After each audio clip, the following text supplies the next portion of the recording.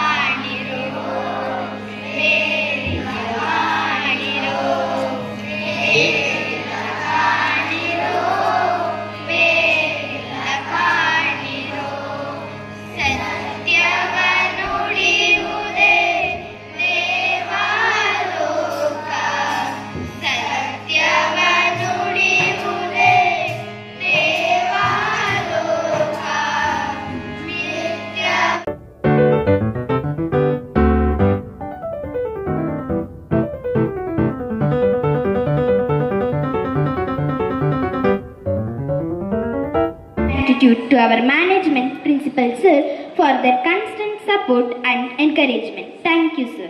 A special thanks to our music teacher for training and inspiring our students. Your hard work made this concert a grand success. I also thank all the teachers, parents and staff members for their valuable support. Finally, congratulations to our grade 5 students for their wonderful performance. Thank you all.